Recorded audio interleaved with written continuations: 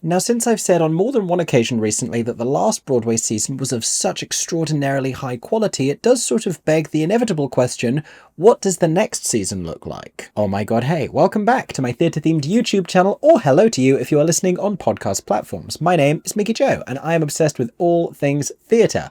I am a social media theatre-themed content creator, as well as a professional theatre critic. I'm based here in the UK, but several times a year I travel across the Atlantic Ocean to go to New York City and see as many Broadway and off-Broadway shows as possible. If you are somehow just now discovering me today, then there are many previous videos I have shared on social media, vlogs from previous New York trips, plenty of reviews of Broadway shows, and there will be many more hopefully coming before the end of the year, as well as plenty of other exciting theatre content from around the world. But today we are talking about Broadway, and specifically the current Broadway season, the one which began after the end of the last Broadway season at the very end of April. And even though we are already into the 2025 to 26 Broadway season, because of the placement of the Tony Awards annually in June, you don't tend to see the season really heating up until the autumn at least, but then particularly in the spring. That's when we're going to see the bulk of this season's new openings, many of which have already been announced, but not all of them. And though I have done sort of season preview things before, I have never glanced forwards at an upcoming Broadway season this early before, so inevitably there is going to be a lot of change. There are going to be shows announced that I don't know about yet. There may even be shows which have already been announced that for some reason may actually not end up happening. Not that we want to manifest anything like that here on the theatrical internet, but there is a precedent for that kind of thing having happened before. But I guess what really inspired this video is a conversation I had with some other theatre-going friends recently, in which we struggled to kind of pin down what seemed like the most exciting opening currently announced for the next Broadway season. What do we think as of right now, even though it's far too early to predict, could be next year's Tony winner? And I am hoping that today, by sharing my candid thoughts and early opinions about everything currently scheduled to open in the next Broadway season, that I will discover more enthusiasm than I realised. Listen, we're going to see what happens. And of course, as always, these are just my own subjective opinions, and I would love to know yours as well. Comment with your thoughts about the upcoming Broadway season in the comments section down below. Which shows are you particularly looking forward to? Does anyone have tickets to anything already? What is it that we think is going to be the biggest hit of the next year? Now, last year I managed to cover more Broadway shows than ever before, and I hope to once again exceed that record this year. So if you want to know what I think of all of these shows as and when they open, make sure you're subscribed right here on YouTube. Turn on notifications so that YouTube lets you know every time I share a new theatre review, or go follow me on podcast apps or other social media platforms where you can look forward to, hopefully, many Broadway reviews coming over the next year. In the meantime, let's talk about everything we know about the upcoming season so far.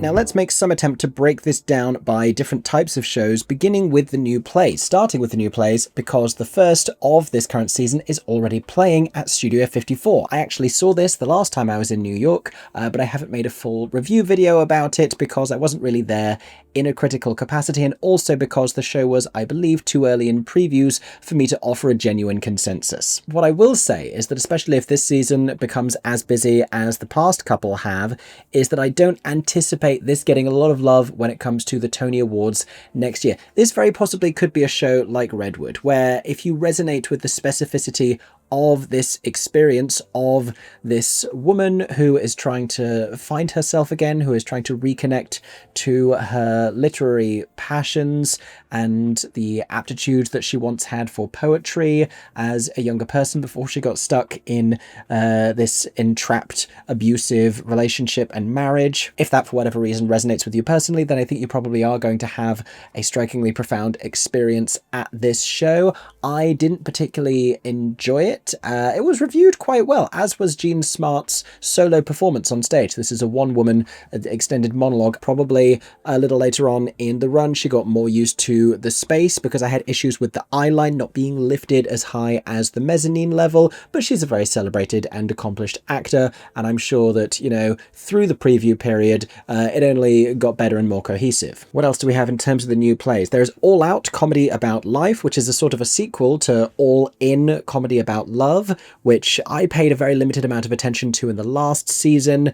This, if you don't know, was a non-narrative show with a rotating cast of celebrities well known enough that they could charge a lofty ticket price, basically.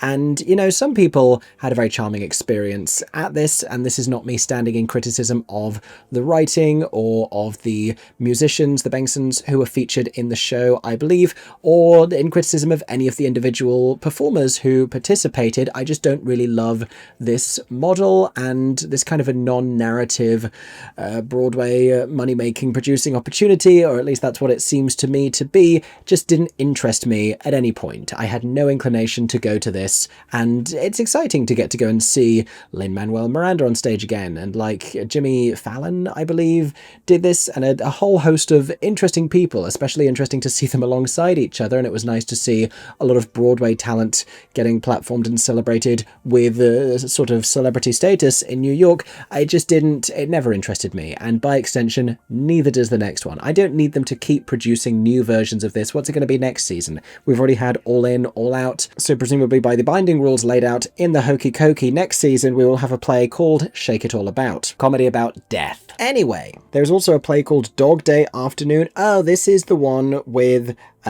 multiple Marvel Cinematic Universe actors. We have Eben Moss-Bachrach, who is currently starring. I'm so used to talking about shows. He's in a film. He's not currently doing anything. They finished it already. He is in the new Fantastic Four film.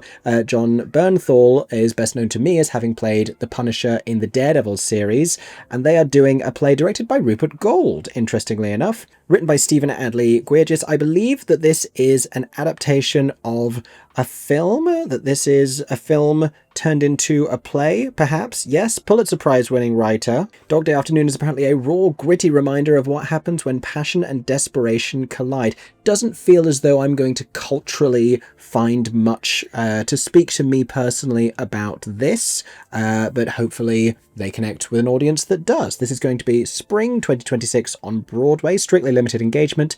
I don't know that it yet has dates or a theatre, but it's going to transport audiences back into the sweltering summer of 1972, a time when the Vietnam War looms large, Watergate headlines flood the news, and one man's desperate act captivates the nation. That actually does all sound quite interesting to me, so maybe I take it all back. And then we have the not uncontroversial Little Bear Ridge Road. Not controversial because of who it is written by. It's written by Samuel D. Hunter. Not controversial because of where it first premiered, at Steppenwolf Theatre Company in Chicago. Not controversial because of who is starring in it, the celebrated and brilliant actress Laurie Metcalf. Controversial because it is being produced by Scott Rudin, who is returning to Broadway after having been ostracized when he was outed as a violent bully a few years ago in a very public expose. There is plenty to say about Scott Rudin's return to Broadway, and I have said it all already as far as I'm concerned in a previous conversation. If you want to know my thoughts about this play and Scott Rudin's Broadway comeback that we all probably should have seen coming, but I was naive enough to think wasn't going to happen, then you can go and listen to my thoughts in that fuller conversation. As of right now, nothing has changed my mind that I will just be skipping this because I just don't want to support the notion of the whole thing. And, you know, I'm open to hearing people out, but as far as I'm concerned, there hasn't been a substantial enough understanding and expression of remorse, and I'm a little disappointed in everyone else who is allowing this to happen. I'm disappointed in the theatre owners and the actors, honestly, and I've said all this before. I'm just repeating myself at this point. As of right now, I have no plans to see this play. It's not looking great for me with new plays this season, I'll be honest. What else do we have? Punch! There we go. One of my favourite playwrights, bringing me right back. So, this is a play by James Graham, British playwright, one of the most exciting playwrights writing right now, especially when he is writing about interesting chapters of history. And Punch is based on a compellingly interesting true story, which I first heard about years ago because I believe I have a mutual friend with the gentleman who has told this story, who is part of this story, whose story it basically is, who went to prison as a result of what happened that fateful night. His name is Jacob Dunn. The description is thus: as Jacob tears through Nottingham in a whirlwind of drugs, girls, and bar fights, he makes a fatal mistake that lands him in prison. But as he struggles to accept the consequences of his actions and build a new life, he finds an unusual source of salvation: the parents of the boy he killed. hard-hitting, fascinating, intriguing. The production is dedicated to James Hodgkinson and all victims of One Punch. It's being produced in association with Nottingham Playhouse. It's being directed by the artistic director of that venue, Adam Penford, and something very interesting is happening with this play because, and I don't remember the last time this happened, it is arriving on Broadway and in the West End at very proximal times. Basically at the same time it is opening on either side of the Atlantic. Now, it has been seen in the UK before. I think it was done first at Nottingham Playhouse regionally, and then it transferred down to the Young Vic. I didn't see it there, to my eternal regret, but I heard astonishing, fantastic, wonderful things. Really blew audiences away, and I'm not surprised by that whatsoever. Do I see this in the West End? Do I see it on Broadway? Do I see both? These are the questions I'm now asking myself. But this just became my most anticipated new play of 2025 to 2026. Confetti. Yay! Disco Ball. How exciting. We have at least one play to look forward to. Then there is The Balusters. What the heck is this? Ooh, okay. The artwork sort of looks like a fancy balcony with some plant pots that have fallen down and cracked, but it's by David Lindsay-Abaire, which is always exciting to me. It's directed by Kenny Leon, and it's a Manhattan Theatre Club play, and they very rarely steer me wrong to Manhattan Theatre Club. Oh, this is going to be at the Samuel J. Friedman Theatre, which is a wonderful place to see theatre, so any excuse to go back there. Here we go. The Vernon Point Neighbourhood Association, already that's ripe for theatrical drama, let me tell you, is a passionate bunch, whether squabbling over historically inaccurate porch railings or debating trash can protocol. Still, no one is prepared for the neighbour versus neighbour battle royale that ensues when a newcomer to the board suggests the unthinkable, installing a stop sign on the corner of the enclave's prettiest block. The Balusters is a raucous wild ride through a small community with big feelings. Feels a little familiar of Eureka Day, which is one of the last shows that I saw at the Samuel J. Friedman Theatre, another Manhattan Theatre Club play, but also potentially has something in common with Punch because we're still talking about society and how we engage with each other, which is to some extent something we talk about in almost every play that we put on stage. Now, back in May of last year, it was reported that the Sam Morrison solo play Sugar Daddy was going to get a 2025 Broadway bow. Further details have yet to be announced, but written by and starring Sam Morrison, directed by Stephen Brackett, and this is a solo play about transforming grief into humour on a journey of love, loss, diabetes, seagull attacks, which, believe it or not, I know a little something about, and a few extraordinary coincidences. I just lit up like a Christmas tree then, didn't I?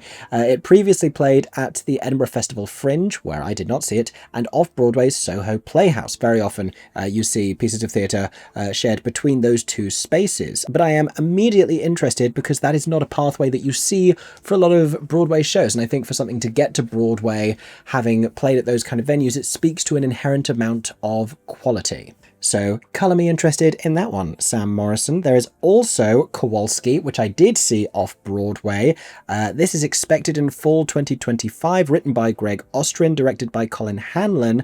This is a play about the first meeting between Tennessee Williams and Marlon Brando when he was auditioning him on one slightly tumultuous evening for the role of Stanley Kowalski in A Streetcar Named Desire, the role that would go on to make Marlon Brando a superstar, and he would become synonymous with the role and with the play and with the film adaptation. But this is the very tense and sort of sexually loaded first meeting between the two men. But it doesn't become effervescent in its romance and sexuality. It's much more about the sort of power struggle between the two of them. Brandon Flynn was brilliantly well cast, very magnetic as a young Marlon Brando. When I saw this off-Broadway, it wasn't screaming out to me to transfer to Broadway, but potentially work has been done on the play since I saw it last at the new 42nd Street Studios, I think is where I saw it. It was on 42nd Street, and it was next to the Todd Hames Theatre, whatever that space is called.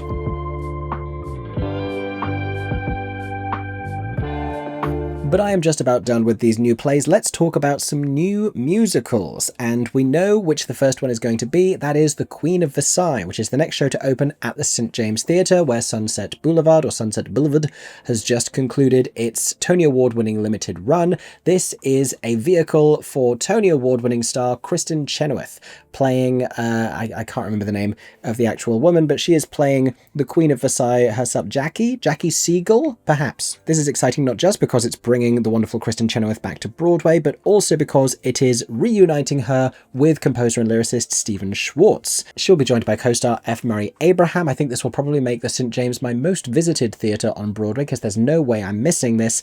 And I would love to tell you, because there is great marketing going into this, and it's Stephen and it's Kristin, I would love to tell you that I have only high hopes for this show. But if there is one thing that proves as consistent as taxes and political disappointment, it is Idina Menzel and Kristin Chenoweth struggling to land a great show on Broadway since they both left Wicked. Truly, these are two wonderful talents with name recognition across North America and the world, who have not been served by great star vehicles on stage in the last 2 decades. It's a fascinating phenomenon, and Chenoweth, it's worth saying, has gotten closer to a hit show than Idina has, I think, since Wicked. Idina has done very well with the Frozen of it all, but this is the first new musical that she will have been in a very long time, and I'm so intrigued to find out why this is the one that she is moving forwards with, because there has been conversation and rumours for years about, is Kristin attached to playing the role of Tammy Faye? She didn't end up doing that show.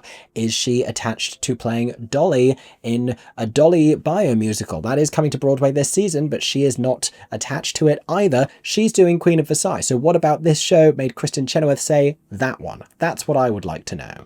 Now, what else do we have? The Lost Boys. And if I call this my most anticipated new musical of the season, it is just because Michael Arden is directing the thing. And in Michael Arden, at this point, we just blindly trust. After his work on Parade, for which he won a Tony Award, after his work on Maybe Happy Ending, for which he won a Tony Award, Michael Arden has become one of the most exciting musical theatre directors in the world for me right now. Now, I'm aware that this was a movie with, like, Kiefer Sutherland, right? It was a vampire movie, I think. I know about as much about The Lost Boys as I do about The Outsiders or Warriors, but I am very intrigued based on the individuals who have been attached to workshop versions of the show that they have been doing, and they have the capacity to include a lot of brilliant Broadway rising stars and young performers. That makes it all very exciting to me. I hear that they are spending money on this, is one of the details that I have heard about this show. This is going to be spring 2026 in the Palace Theatre, and I am excited. I am curiously excited. I don't really know enough about the material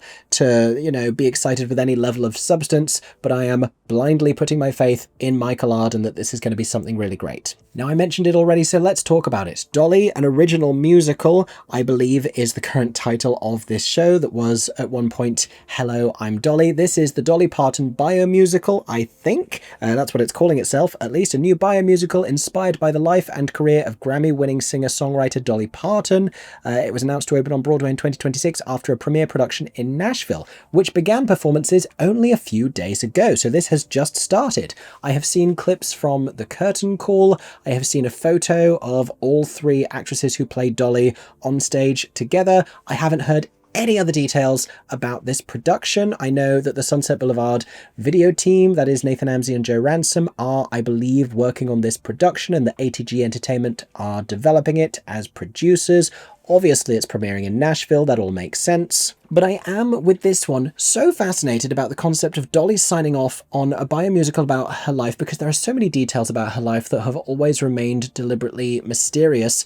And I'm also a little concerned by the notion of it being just another biomusical with the same kind of casting premise, where we have 3 actresses playing this music artist at 3 different stages of her life. We saw this in Summer, the Donna Summer musical. We saw this in the Cher show, and I just don't want this to feel generic. Not for Dolly. Dolly's too special for that. And I mean, Cher was as well. And I want each of these shows to feel unique and original. This is calling itself an original musical, and I just hope that it actually is. Now, there has also been a little bit of conversation about the open call that they had over social media, and a lot of people are, fairly enough, very upset about the fact that this was basically just a PR and marketing stunt. They did cast 2 people from the open call. Neither of them are playing Dolly in a principal capacity. It's not really clear whether any of them might be understudying the role of Dolly, unless that has been announced and I just missed it. I think, we have to come to terms with the reality that Many of these open calls, if not all of them, are largely PR opportunities with the added bonus that they might find somebody brilliant. So I'm not prepared to necessarily hold that against the show at this time. We also have Midnight in the Garden of Good and Evil. I'm sure that there is there was like another musical at one point called like The Gardens of Annuncia, and I keep trying to call this Midnight in the Gardens of Annuncia. Not what this is. Midnight in the Garden of Good and Evil. This is a musical adaptation of John Berendt's 1994 Pulitzer finalist novel, which I clearly am very uncultured because I have not heard of. This premiered at Chicago's Goodman Theatre in the summer of last year, but it features a score by Jason Robert Brown and a book by Taylor Mack, which is a fascinating combination of creatives, and directed by Rob Ashford. I want to say this is the one that J. Harrison G. was in. Oh, this was made into a 1997 film adaptation with John Cusack and Kevin Spacey. That's cursed. I just want to know what it's about. Oh yeah, there's J. Harrison G., Sierra Boggess, Tom Hewitt. Also, the design looks fascinating. It looks sort of gothic, but also like business ladies of the 80s going on right now. What is this show about? Anybody tell me. The murder of a troublesome young man rocks Savannah, Georgia, when the crime is pinned on a top high society figure who also happens to be the man's employer, and it's later learned his gay lover. Oh, that took some turns. Okay, well, fair enough. I'll issue you no further spoilers, but needless to say, I just became intrigued. And there is, I believe, one more. Now, this was announced back in May of this year. Wanted, the new musical formerly known as Gun and Powder, which had a production at Paper Mill Playhouse not too long ago, is set to arrive on Broadway in 2026, but a theatre has yet to be announced. I dare say that this is going to be looking for the right kind of space as we head into the spring, seeing which shows survive through January and what becomes available. Featuring a book and lyrics by Angelica Cherie, who is a descendant of the Clark sisters, wow, and music by Ross Baum, Wanted follows Mary and Martha Clark, black twin sisters who take extraordinary measures to settle their mother's sharecropper debt and save her home in 1893 Texas. I am constantly hearing people say they want to see original stories on Broadway, but they want to see stories reflecting a more diverse and interesting group of people. This is an interesting, true part of history, and so, you know, this seems like exactly the kind of musical that people would be excited to support. I have been listening to a little bit of the music that they have already released recently, and it kind of slaps. There are a couple of bangers in there, and certainly the capacity for them to hire some really brilliant actresses to play these two leading roles. I am intrigued. I am more than intrigued. I'm a little bit excited about this one. I will say I am slightly fatigued as well of the one-word adjective musical theatre titles. And it goes back to Wicked, and a lot of them are parodies of Wicked, because you had Twisted, the Star Kids show, you had Unfortunate, the untold story of Ursula the Sea Witch, and there is Wanted. They're just all starting to blur just a little bit too much in my brain. And yes, I'm complaining about this title being too short, and yes, I complained about the Midnight in the Garden of Gethsemane being too long, but there is somewhere in the middle of these things a good title length. Clearly I'm just being facetious, or incredibly difficult, who knows. Now that brings us to an end, I think, apologies if I'm missing something, of everything new in terms of plays and musicals. Let's talk now about play revivals.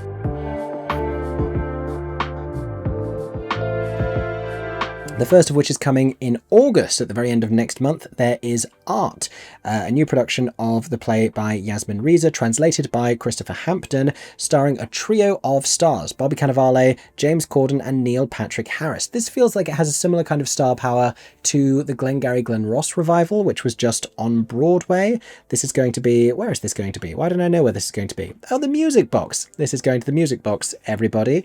Bobby Cannavale, a very reliable, known actor of stage and screen. James Corden, very known in the US, if a little bit divisive with audiences. And Neil Patrick Harris, very charming and beloved of audiences, but also has done a great deal more theatre, so people have had the opportunity to see Neil Patrick Harris on stage. I expect that this will sell decently well nonetheless. This is a sleek and sophisticated comedy directed by Scott Ellis.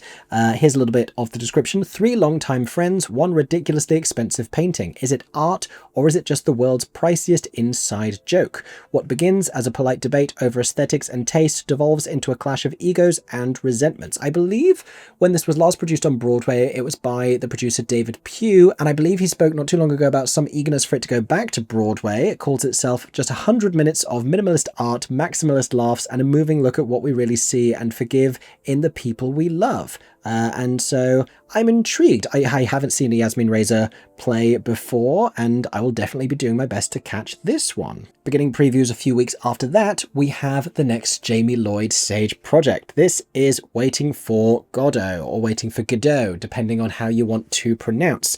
And the casting coup of this one is that it reunites Keanu Reeves and Alex Winter, better known to some film fans as Bill and Ted, of Bill and Ted's Most Excellent Adventure / Bogus Journey.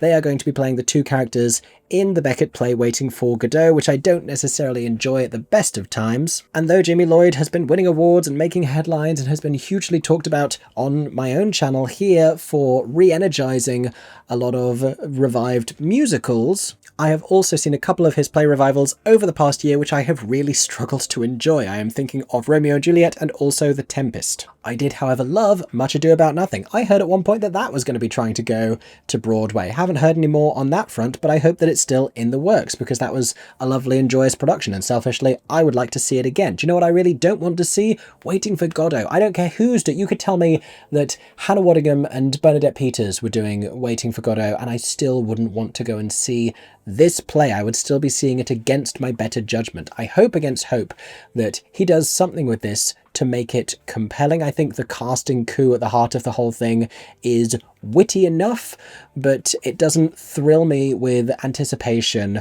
of a production of Waiting for Godot, of all things. Good lord. Do you know what does thrill me? This next one. At the end of October, preview performances begin for Oedipus. This is being transferred to Studio 54 by Roundabout Theatre Company. I saw this production, produced by Sonia Friedman, at the Wyndham's Theatre in the West End at the very beginning of this year. First show I saw of 2025, right at the end of its run. I bought a return ticket because it was very sold out.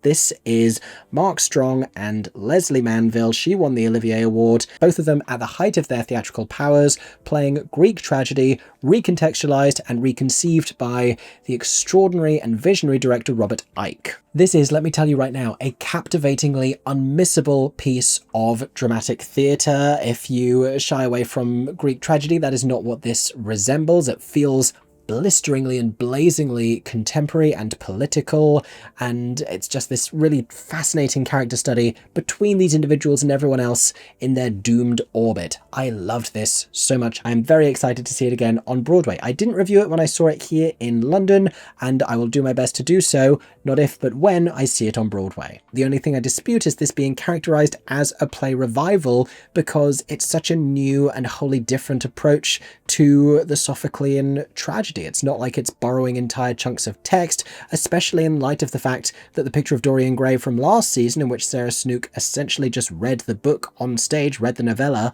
was considered a new play that I do find to be just a little bit dubious. Then in November, this is another one that was seen previously in London at the Menier Chocolate Factory. I don't believe it's the same production, but this is the play Marjorie Prime. This is coming to the Hayes Theatre in November 2025, produced by Second Stage Theatre Company. This is a play by Jordan Harrison, directed by Anne Kaufman. What would you say to someone you lost if you could see them again? What if they're a better listener now than when they were alive? Pulitzer Prize finalist Jordan Harrison reinvents the family drama in his richly spare, wryly funny and powerful Marjorie Prime, a heart-achingly beautiful rumination on aging and artificial intelligence, buzzword, memory and mortality, love and legacy. Marjorie Prime examines the blurred line between a life lived and a life remembered. I'll be hugely intrigued to see what casting looks like for this one, but I love any opportunity to go back and see another play at the Helen Hayes Theatre. There's also Joe Turner's Come and Gone, and August Wilson back on Broadway. I love an August Wilson play. I am slowly collecting them. This is going to be directed by Emmy and Golden Globe winner Debbie Allen, and it's going to star Taraji P. Henson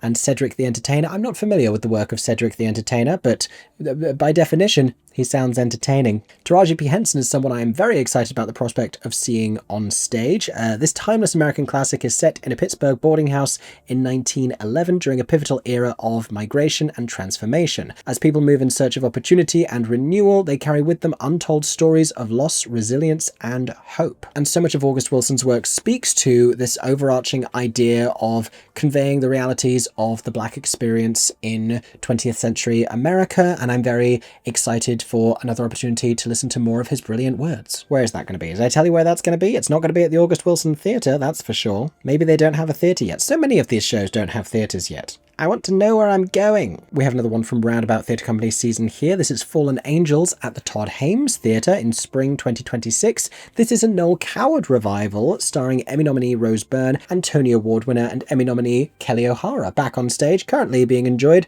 on the Gilded Age, I believe. This is also going to be directed by Scott Ellis, who is keeping busy this season, and I'm excited about the prospect, knowing very little about this play specifically, of Kelly O'Hara and Rose Byrne doing Noel Coward opposite each other. It's going to be witty and slightly scandalous and naughty and fun. Here's our description. Two upper-class wives, their husbands away for the day, share a few toasts through their premarital dalliances with the same man, who just may be en route from France to visit. Old rivalries and past scandals bubble to the surface in this intoxicating romp. I do love an intoxicating romp.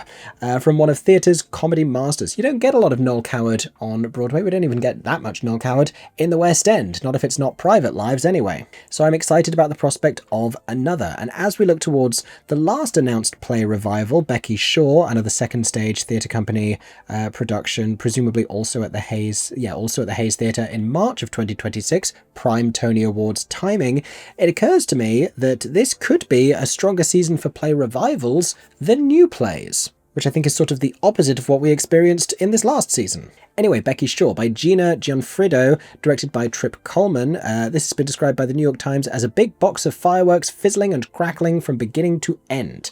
A blind date spirals spectacularly off the rails in this razor-sharp dark comedy from two-time Pulitzer Prize finalist Gina Gianfrido. When it made its New York premiere off-Broadway at second stage, there you go, it left critics and audiences reeling. And that currently is all we know. But I enjoy an acclaimed play revival. I like a little bit of critical and audience buzz going into something. Finally then, there are 5 musical revivals, technically speaking, that we need to discuss as part of this upcoming season.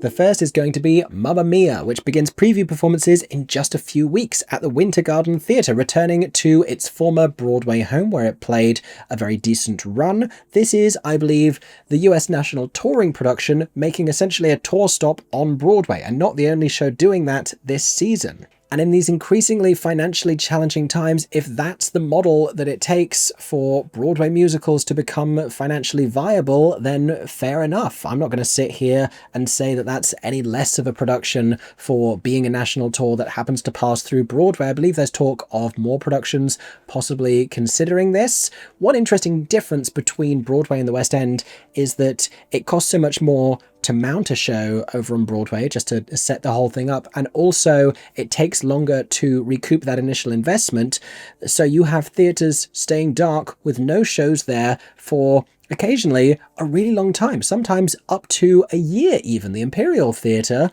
after Bad Cinderella closed, was dark for a really long time. Whereas in the West End, if there's any kind of decent gap, something is going to fill it. Something is going to come in and take that space and take the opportunity to run in the West End. But anyway, Mamma Mia is coming back to Broadway, and let's all be honest with ourselves for a second. We all know what Mamma Mia is, and I have an awful lot of time for it. I enjoy Mamma Mia a lot, and I'm glad that the touring cast are having the opportunity to play the Broadway run. That is probably as it should be. Was I enjoying my 5 minutes of fan casting in my head, considering the Broadway divas that could go into this?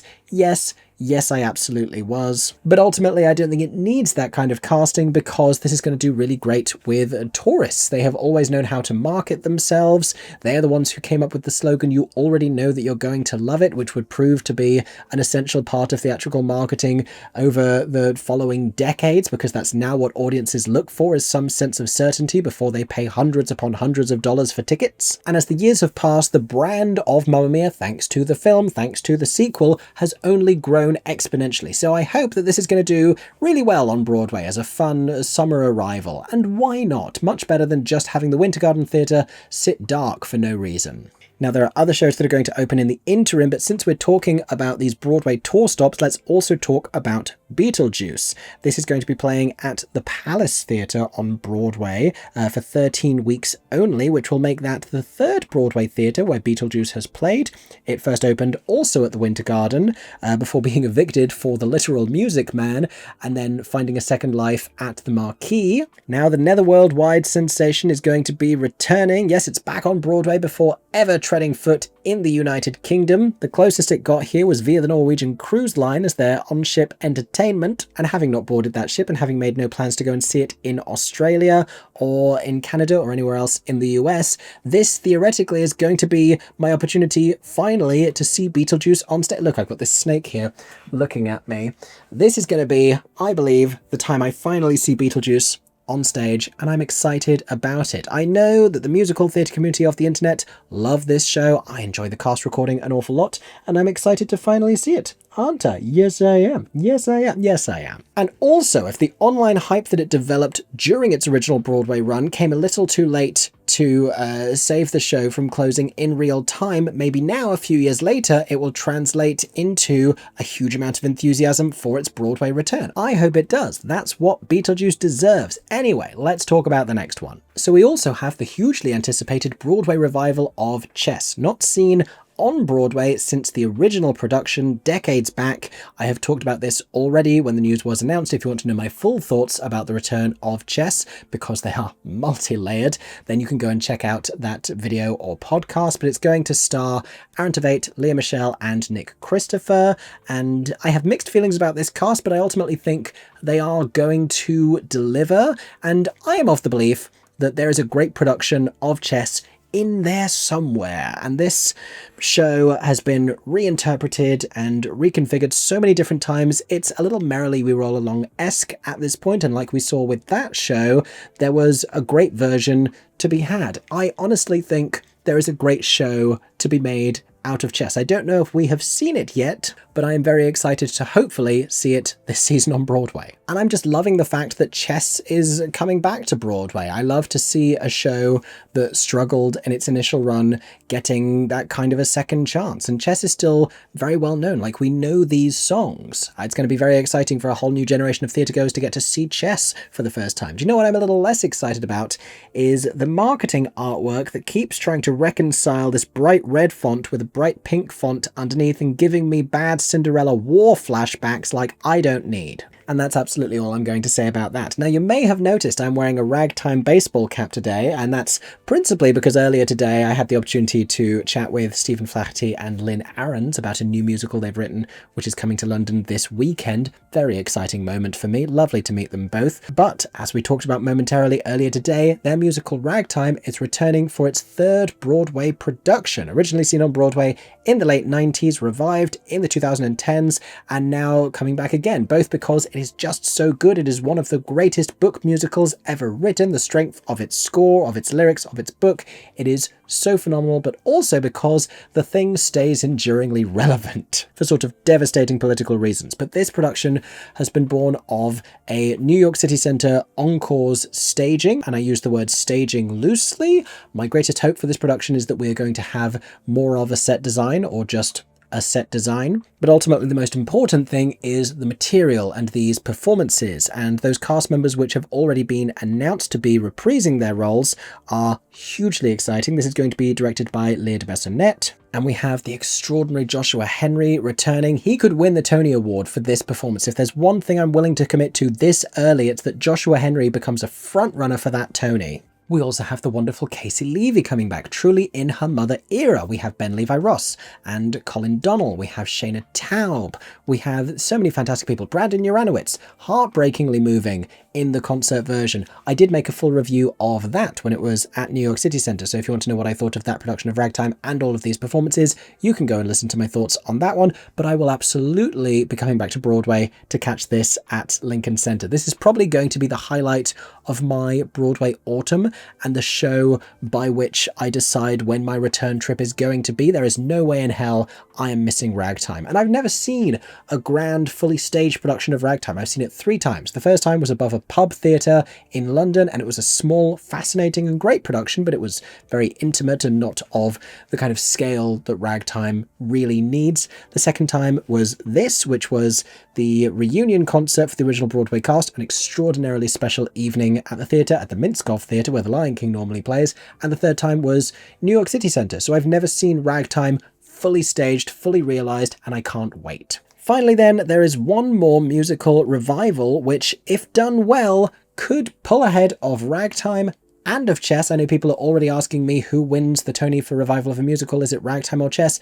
This one could sneak past both of them and win that Tony, and that is The Rocky Horror Show, produced by Roundabout Theatre Company. I believe this is going to Studio 54 after Oedipus. Yes, I was correct, spring 2026 at Studio 54. Here is the only detail that we know so far, and the thing that's making me hugely excited. This is going to be directed by Tony Award winner Sam Pinkleton, the director of the wonderful and hilarious Oh Mary. There has been some rumour that Cola Scola could be playing Dr. Frankenfurter in this production of The Rocky Horror Show, or instead, are they going to be playing Mary Todd Lincoln if Oh Mary goes to the West End? Are those things potentially going to clash? I dare say it feels like they might, based on what I have heard, which is a little tidbit of info for you there. But I am so intrigued. I am sleeplessly fascinated about what this Rocky Horror Show is going to look like. And in the hands of Sam Pinkleton, that makes me incredibly excited, and I hope it is vibrant and anarchic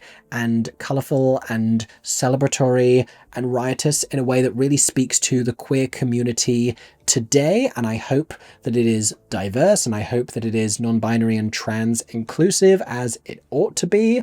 And I don't want to coin the phrase woke Rocky Horror, but that's sort of what I'm hoping for here, because the treasured original, the cult classic film adaptation, do at times start to feel a little bit dusty, especially the ongoing UK touring production that goes around the UK. I still like going to Rocky Horror because the energy of the thing is still brilliant, and I like to experience the communion between the show and its diehard devoted fans, and I hope that it finds that on Broadway as well. But I also think within the material there is something really exciting that we can reinvigorate, and just like the title character himself, we can bring back to life.